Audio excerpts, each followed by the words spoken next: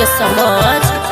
है रोज हर साल नैहर में खेलले रे रंग अब त मन किया करे छे तो नशा में दशा तमाशा बना को हेबे तो जेबे रे छोरा पीटा को ललका पियर का रंग हरियर का लगा कर अच्छा होली खेलबो ससुर में आकर रे एना ने पड़ी अगे होली खेलबो ससुर में आकर मार मार मार रे कमलेश के पास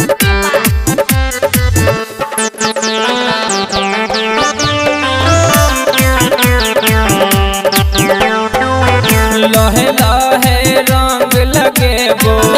केकरो सन हम डरेबो केलहा सब हमरा संगे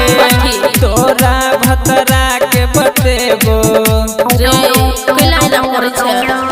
अगे लहे लहे रंग लगेबो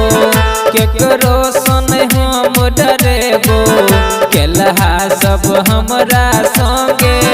तोरा भतरा के बतेबो नैहर में छोरा रे सोर मचले इहो जपैबे की नाम घिना को ललका पियर का रंग हरियर का लगा कर होली खेलबो ससुर में आकर बात के समझल कर आगे होली खेलबो ससुर में आकर छकी रे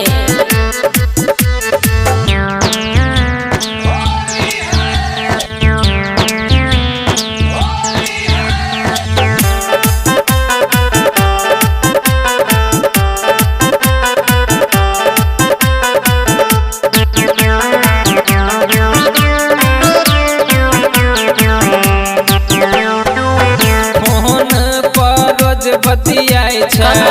तोहबो किया इतराई छे होली के नहाते मिला झूठे नखरा देखबै छे नखरा देखबै छियो आगे फोन पर रोज बतियाई छे तोहबो किया इतराई छे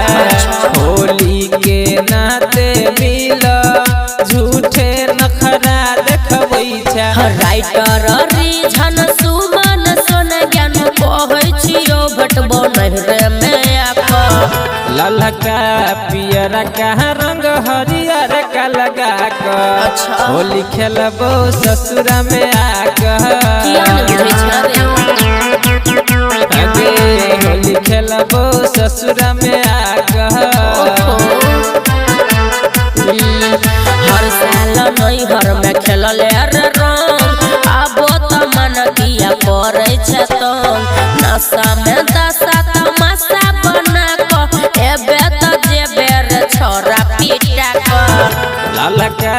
पियर का रंग हरियर का लगा कर होली खेलबो ससुर में आकर रे मरते ना आगे होली खेलबो ससुर में आकर अच्छा ले आ लेकिन हम जिम्मेवारी नहीं ले।